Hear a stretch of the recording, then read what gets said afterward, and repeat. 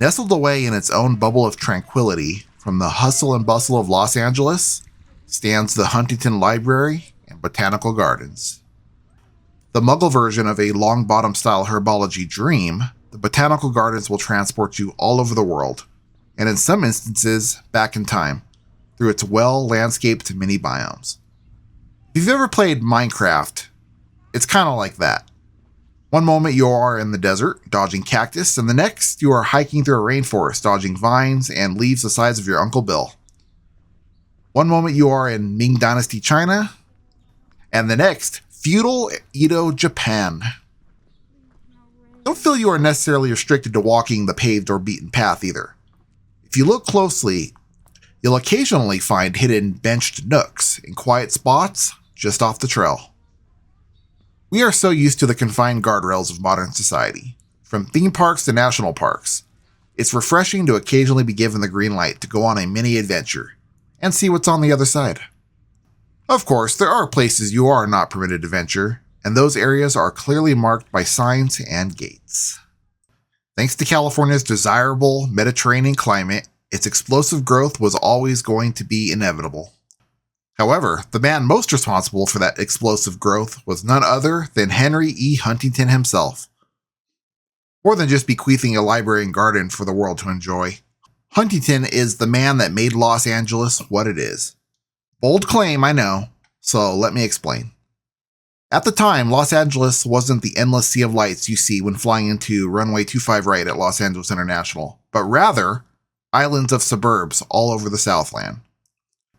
Huntington significantly expanded the electric railway system into what became known as the Pacific Electric. By the 1920s, the Pacific Electric operated over 1,100 miles of track, making it the largest electric railway system in the world at the time. The extensive network connected Los Angeles with numerous suburbs, beach towns, and agricultural areas, thus making previously remote areas accessible for commuting, business, and leisure. Simultaneously, Huntington and his associates engaged in real estate development along the railway lines. The expansion of the rail network was often synchronized with real estate projects, where new lines were built to serve new subdivisions, thereby increasing land values and promoting development. This synergy between transportation and land development facilitated the growth of suburbs like Pasadena, Glendale, and Long Beach, which were once small towns but grew rapidly due to improved access. The ease of commuting encouraged a surge in population as people could live further from downtown LA while still having access to jobs, entertainment, and services. This led to a boom in population, which rose from around 102,000 in 1900 to over 1.2 million by 1930. The infrastructure supported not just residential growth, but also industrial and commercial expansion, attracting businesses and further fueling economic growth. The Pacific Electric made trips to places like Santa Monica and the Hollywood Bowl feasible, enhancing the cultural life of the city. It also supported tourism, as visitors could explore various parts of Southern California easily. The railway helped form communities by linking them culturally and socially, fostering a sense of regional identity. Thanks for the cigarettes. The development patterns were heavily influenced by where the tracks were laid, affecting urban planning. Neighborhoods grew around stations and commercial districts developed along key lines.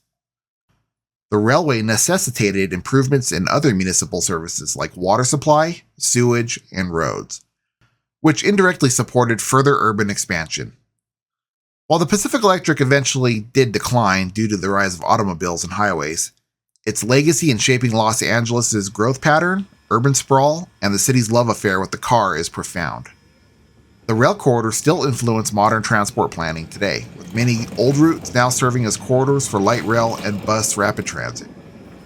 And just a small side note before we get on to the library here, if you are in fact interested in seeing the largest collection of Pacific Electric railway equipment left, still in operation by the way, head on down to Paris, California, the Southern California Railway Museum. That's Perris, California. A welcoming sight on hot summer days, the jungle garden at the Huntington Library feels part Hawaii, part rainforest, and, conveniently located next to it, part desert oasis. Here you step into a world that contrasts sharply with the surrounding arid landscapes of Southern California. As you enter, The high forest canopy envelops you, creating a cool, shaded retreat where the air is thick with the scent of lush greenery. The understory is a dense tapestry of shrubs and climbing vines, each vying for their spot in the microcosm of tropical biodiversity. This garden is a testament to the art of horticulture, showcasing plants commonly associated with the tropics. Orchids, bromeliads, gingers, ferns, palms, and bamboos thrive here, creating an environment where leaves grow to giant proportions. By the way, I know I'm probably going to mess up some of these plant names, so do not hold that against me. I'm not a herbologist or anything like that, so I'll do my best here. But anyways, back on track. The fishtail palm, for instance, with its fruit and flower clusters that can reach 10 feet in length, is a highlight, though it blooms only once before dying back. Near the waterfall, you'll find giant-leaved elephant ear plants, their broad leaves adding to the jungle ambience. The ombu tree, an official emblem, or I should say unofficial emblem of Argentina, stands with its swollen base, a testament to nature's adaptability to harsh conditions like grass fires and drought. One unique feature of the jungle garden is the way it uses the natural canopy of tall trees, like ficus species, to protect more frost-sensitive plants below. This creates microclimates that support an array of epiphytes, plants that grow on other plants without harming them, such as bromeliads and orchids. These plants derive their nutrients from the air, rain, and debris, showcasing the symbiotic relationships within this ecosystem. The garden not only offers a visual feast, but also educates visitors on the complex interdependence of plant life in tropical environments, providing a serene escape into a world that feels both foreign and wonderfully familiar. The desert garden at the Huntington contains over 5,000 species of desert plants. I've always thought of the desert as the misunderstood biome of nature. To be completely honest with you, I've always disliked it. That's because I've had to live in it with little air conditioning, hike to school daily in it, to my school's bus stop, train in it, and even fight in it in foreign lands. So I won't lie when I admit that growing up in the desert was one of the main reasons I bought a home in the mountains the very first chance I got. Yes, it's generally brown and ugly and has little to no water, and it's either freezing cold or burning hot. But for just a few minutes on select nights, it transforms itself into one of the absolute most beautiful places on earth. Almost as if holding back at the end of a long summer day to reward those that stood by it to the end. This garden, however, changes that narrative. Here, the desert's stark beauty is celebrated in a way that's almost poetic. Walking through the desert garden, you're greeted by an astonishing diversity of cacti, succulents, and other drought-resistant plants from around the world. From the towering saguaros, which are icons of the American Southwest, to the exotic African euphorbias, every turn reveals a new surprise. The garden showcases how these plants have adapted to extreme conditions, with their spines, thick leaves, and strong water-storing capabilities, not just as survival mechanisms, but as natural art forms. What's particularly captivating about the Huntington's desert garden is how it creates a narrative of resilience and adaptation. The landscape here isn't just about survival, it's about thriving in adversity. The garden includes plants like the golden barrel cactus, whose bright yellow spines catch the sunlight, or the agaves with their dramatic sculptural forms. So, while I've had my share of desert challenges, the Huntington's Desert Garden has taught me to appreciate this environment in a new light. It's a place where each plant tells a story of endurance and beauty, transforming my once held disdain into respect and admiration. Moving on to the lily garden, the lilies do tend to hibernate over winter, but the core are always happy to say hello, especially if they think you have something for them to nibble on. The lily ponds at the Huntington Library offer a serene escape where tranquility reigns supreme. As you approach, the gentle sounds of water and the occasional splash from a koi fish breaking the surface greet you, transforming this part of the garden into a living, breathing piece of art. The ponds themselves are a showcase of aquatic life. Though in early spring here, the vibrant water lilies and lotus flowers are mostly dormant. However, this doesn't distract them from the beauty of the area. Or I should say detract them. Instead, it shifts the focus to the lush greenery that surrounds the water. Ferns, water irises, and various other aquatic plants maintain the pond's charm, creating a rich tapestry of texture and shades of green. The koi, with their vibrant range of colors from orange to blacks, whites, and golds, become the stars of the show during this time. These fish, which can grow quite large over the years, swim gracefully among the submerged plant life, creating a dynamic and interactive element to the garden. Visitors often stop to watch, feeding them small pieces of fish food available at the garden, which adds an interactive layer to the experience. The sight of koi gently nibbling at the water's surface or darting after food is a delight for all ages, offering a moment of connection with nature that's both educational and enchanting. This garden area, with its Japanese bridges, small islands, and rock formations, echoes the traditional elements of a Japanese garden, inviting contemplation and meditation. Even in the quieter winter months, the lily ponds at the Huntington Library provide a space where the beauty of nature persists. On the far southern end of the property, saving you from a 15-hour flight out of LAX, is the Australian Garden at the Huntington Library. This garden transports you to the diverse landscapes of Australia without ever leaving California. Here you'll find plants that evoke the vast, rugged beauty of the Australian outback, the dense eucalyptus forests, and the unique flora of its coasts. The garden is designed to reflect the ecological diversity of Australia, presenting a curated collection of plants that thrive in a climate not so different from Southern California's.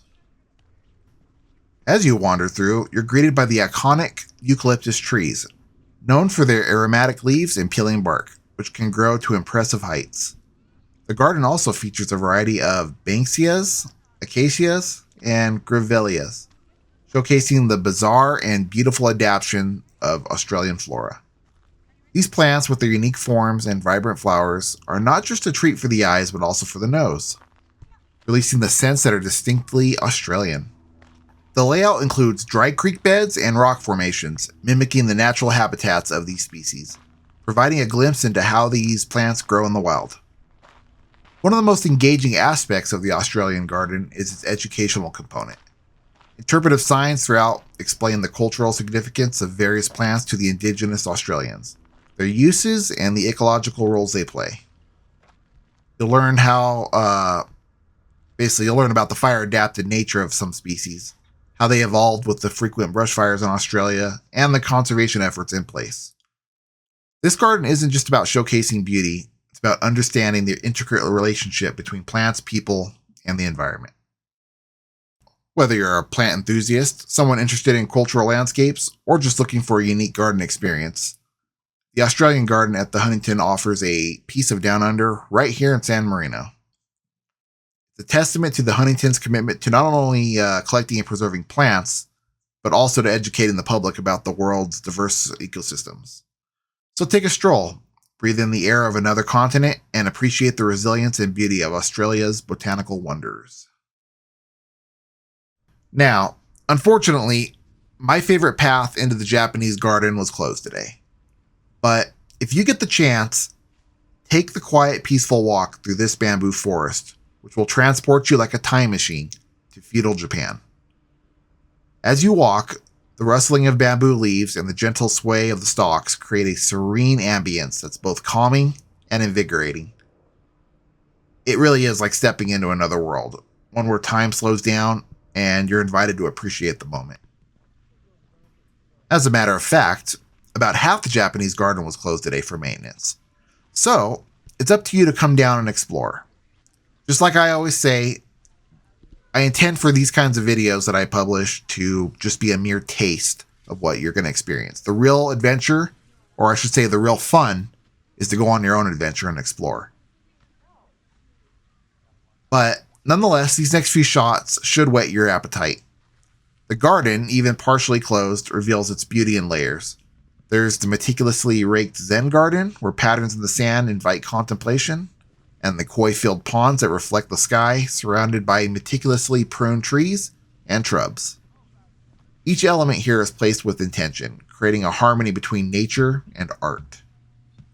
From my last trip, here are a few shots of their acclaimed bonsai garden, with some of these plants up to 1,800 years old. These bonsai trees are not just plants, they're living sculptures, each telling a story of patience, care, and the passage of time. It's astonishing, really, to think these tiny trees have witnessed centuries of history, surviving through wars, technological revolutions, and cultural shifts, all while being tended with such dedication. I mean, is it any wonder why the Japanese live so long? I think I'll walk through this garden and put about 6 months at the end of my life. Tranquility here, the focus on living in harmony with nature, and the respect for every little detail in the landscape all contribute to a space where stress seems to dissipate. Visiting the Japanese garden at the Huntington is not just about seeing beautiful plants, though. It's an experience that rejuvenates the soul, offering a glimpse into the art of living mindfully. So, when you visit, take your time, breathe, and let the garden work its magic on you.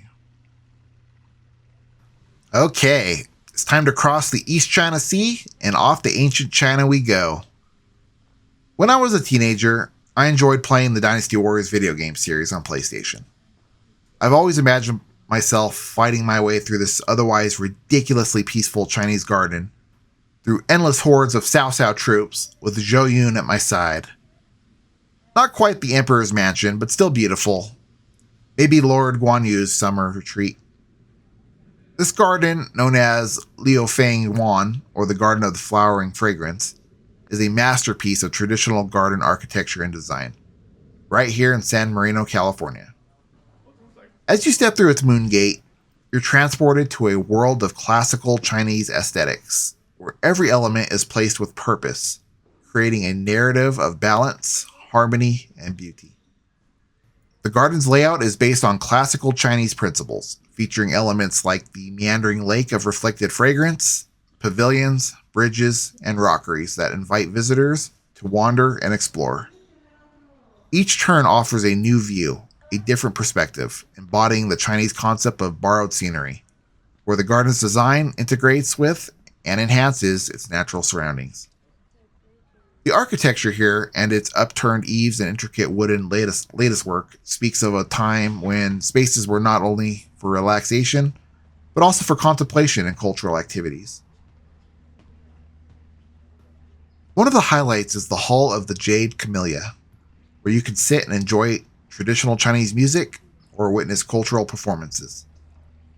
The garden also houses a collection of prized penjing, or Chinese bonsai, showcasing the art of miniature landscapes that reflect the grandiosity of nature in small, controlled forms. The serene environment, punctuated by the sound of water from the garden's streams and waterfalls, offers a peaceful retreat, a stark contrast to the video game battles I once imagined here. So, while my youthful fantasies involved epic battles, the reality of the Chinese garden at the Huntington is a testament to the enduring appeal of tranquility, art, and nature. It's a place where you can explore, relax, and perhaps, in your mind's eye, see the heroes of old China enjoying a moment of peace in what very well could be Guan Yu's summer retreat.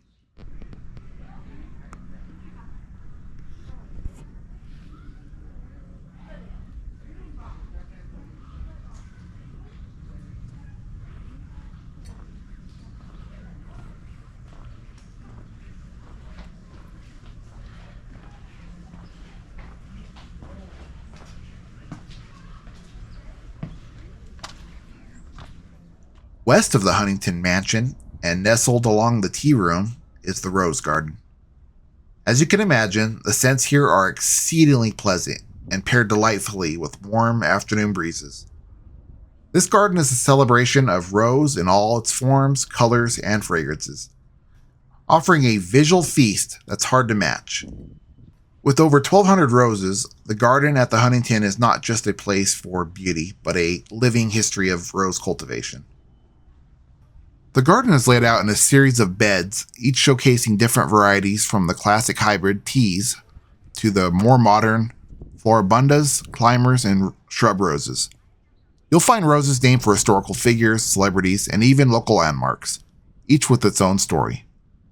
The colors range from the deepest reds to the softest pinks, vibrant yellows to pure whites, creating a kaleidoscope of hues that dance in the sunlight.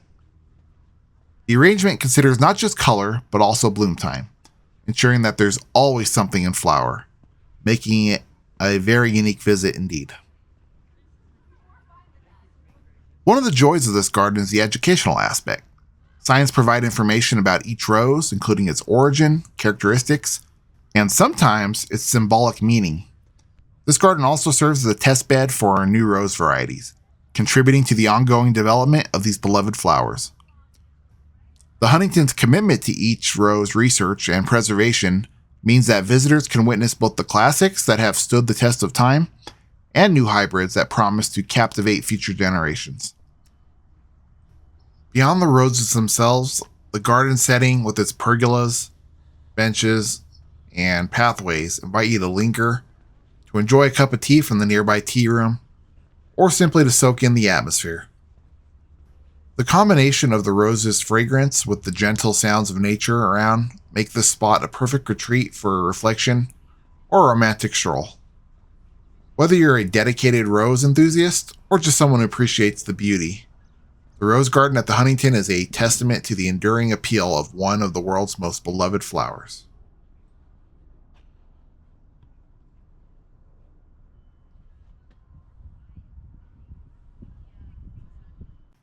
Henry E. Huntington's original house at the Huntington Library, now known as the Huntington Art Gallery, is a magnificent example of Beaux Arts architecture, designed by the renowned architects Myron Hunt and Elmer Gray. Completed in 1911, this mansion was not only the private residence of Henry E. Huntington and his second wife, Arabella, but also a showcase of their extensive art collection. The house is situated in the heart of the estate in San Marino, California, and spans approximately 55,000 square feet. Its design was influenced by both Italian and Spanish Renaissance traditions, featuring a grand south facade and terrace, while the north facade acknowledges French architectural traditions. The mansion's most distinguished architectural feature is the large peristylar loggia on the east side, adding an elegant touch to the structure. Inside, the house was originally laid out to cater to both private and public life. The first floor included a small library, originally designed as Huntington's Den, where you can meet with visitors or business associates without entering the more private areas of the home. Upstairs were bedrooms for the Huntingtons and their assistants, with spaces like bathrooms, mini bedrooms, private sitting rooms, and the servants' wing largely being repurposed or lost when the mansion was converted into a public art gallery in 1928, the year after Huntington's death. The transformation into the Huntington Art Gallery was facilitated by the mansion's existing grandeur, making it an ideal space to display one of the country's greatest collections of 18th century British art, including famous works like the Thomas Gainsborough's The Blue Boy and Thomas Lawrence's Pinky. The gallery now displays approximately 1,200 objects of European art from the 15th century to the 20th, maintaining its function as both a testament to the Gilded Age lifestyle of the Huntingtons and an educational space for art appreciation. Despite some renovations, the mansion retains much of its original layout and charm, offering visitors a glimpse into the life of one of America's greatest philanthropists. Now remember, it's the Huntington Library and Botanical Gardens. And while the gardens do steal the show, it would certainly be a sin to pass over the library itself and some of its collections. Henry Huntington had a passion for collecting rare books and manuscripts, and the library now houses over 11 million items, including books, manuscripts, photographs, maps, and ephemera. One of the most celebrated collections is the British History section, which includes over 400,000 volumes. Among its treasures are the Ellesmere manuscript of Geoffrey Chaucer's The Canterbury Tales, considered one of the most important medieval manuscripts in existence, and one of only 12 surviving copies of the Gutenberg Bible, the first major book printed using movable type in the West. These collections provide unparalleled insights into British history, literature, and culture. Another significant collection is in American history, with around 700,000 volumes, which includes the extensive papers of key figures like Abraham Lincoln, Benjamin Franklin, and Thomas Jefferson. The library holds original letters, documents, and diaries that offer intimate glimpses into the lives and thoughts of these historical figures. Notably, the library possesses one of the largest collections of documents related to the American Civil War, making it a crucial resource for scholars studying this period. The Rare Books Division is a significant highlight for many visitors and researchers, featuring a wide range of pre-1800 European imprints, including first editions of Shakespeare's works, as well as first editions of Isaac Newton's Principia Mathematica, and early botanical books that are not only important for their content, but also for their exquisite illustrations. The Huntington Library also maintains significant collections in science, medicine, and technology, with items ranging from medieval herbals to early scientific treatises, providing a comprehensive look at the evolution of scientific thought. These collections are not only for academic research, but are also used in exhibitions, educational programs, and public events, making the Huntington Library a vital cultural institution that preserves history while actively engaging with contemporary society. For dining during this visit, I chose 1919 Grill, which was decent. I had the burger, which comes with sides, and a Minute Maid apple juice, which came out to $26. Self-service ice water was also free. Quality was great, but I would put the taste squarely between a McDonald's quarter pounder with cheese and Denny's. You might think I'm out of line, but believe me, as someone that goes to McDonald's and fine restaurants and orders burgers, I know my way around a burger. Now, small side note, the gardens and attractions that were not visited in this video were the Children's Garden, Herb Garden, Classical Garden, and Shakespeare Garden, as well as different parts of the Chinese and Japanese gardens that were closed off. So you know what to do. Come on down and see for yourself what adventures you can get yourself into. The bookstore is also worth the visit. There is a bit of everything from housewares to children's items, books, and jewelry, most of which is related to Huntington Library attractions. Okay, a few final thoughts here. The Huntington Library is one of those places most people have heard about, but often don't visit. It's well worth the trip, though, especially in the spring and summer when everything is open and blooming at max capacity. The Huntington Library is open from 10 to 5 p.m. Wednesday through Monday and closed on Tuesday. Parking is free, and tickets are $29 for adults with a variety of discounts for seniors, military, K-12 students, college students, etc. There are also free days to the museum and special deep discounts for those on public assistance.